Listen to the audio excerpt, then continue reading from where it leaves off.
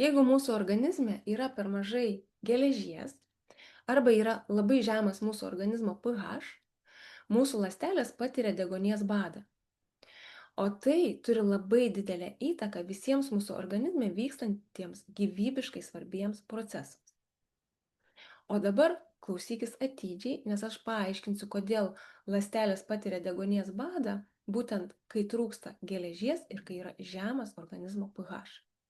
Tai geležis yra būtina hemoglobino sudedamoji dalis. Ir kiekvienas hemoglobino vienetas turi geležies atomų. Ir prie šitų atomų gali prisijungti deguonies molekulė ir tokiu būdu būti nutransportuota į ląstelę.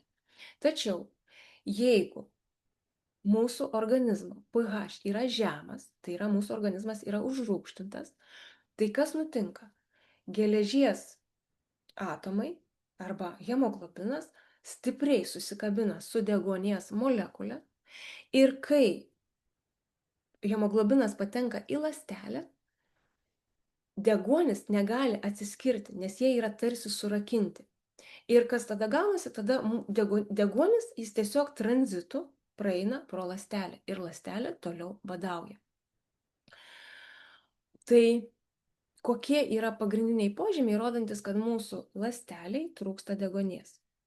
Pirmiausia, ką galime pastebėti, tai yra nuovargis, silpnumas bei energijos trūkumas. Ir tai nutinka dėl to, kad dėl deguonies trūkumo ląstelėje sumažėja adenozino triptofano gamyba.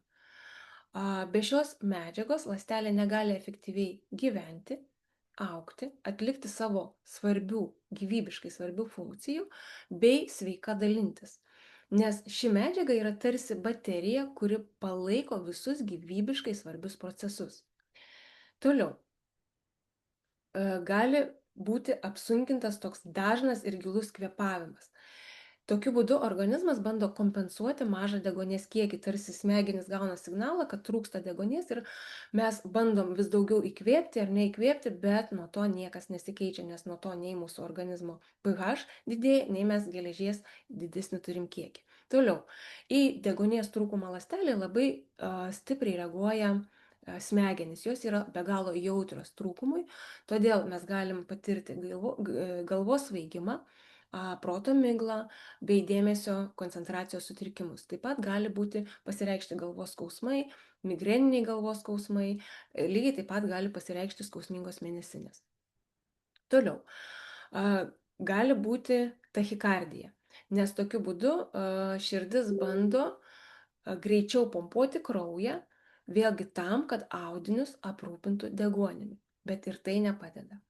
Dar vienas požymis, kad ląstelėms trūksta deguonies, tai yra, kai labai lengvai, vos prisilietus, kažkur atsirėmus, atsiranda mėlynės.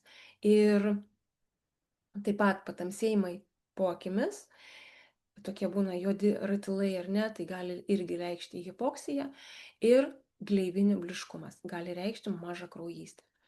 Toliau dėl pieno rūgšties kaupimosi yra galimas raumenų silpnumas ar mėšlungiai.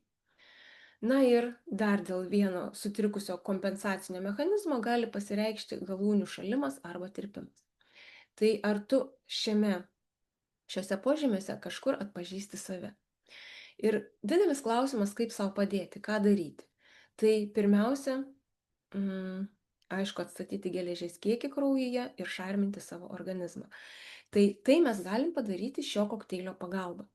Tai yra Fitline Restorate, jame yra geležies citratas, kuris yra mūsų organizmo atpažįstamas kaip natūralus junginys ir ląstelė jį lengvai paima į save, ar ne, atsiveria ir lengvai pasisavina. Lygiai taip pat čia yra subalansuotas mineralų ir mikroelementų kompleksas, kuris šarmina mūsų organizmą. Tai kuo aukštesnis mūsų pH, tuo sveikesni mes esame. Na ir kitas kokteilis, tai yra Activise Oxy Plus, jis ir vadinasi deguonies kokteiliu, nes gerina mikrocirkuliaciją ir padidina deguonies pasisavinimą ląstelėje net 10%. Skatina taip pat adenozino trifosfano gamybą ląstelėje, todėl turime daugiau energijos, gerėja bendra savijauta, gerėja nuotaika, turime skaidrų protą, didesnę koncentraciją bei ištvermę. Tad šių dviejų kokteilių pagalba mes galime padėti savo ląstelėms gauti pakankamai deguonies bei palaikyti aukštą organizmo pH.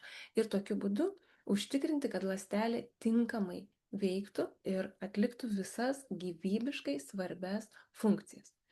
Ir jei tu kažkur atpažįsti save, jei tu turi tokių sveikatos problemų, jei tu patiri anemiją, tachikardiją, spazmus ar bet kokius kitus simptomus, tai ir norėtum šias problemas spręsti, tiesiog parašyk man.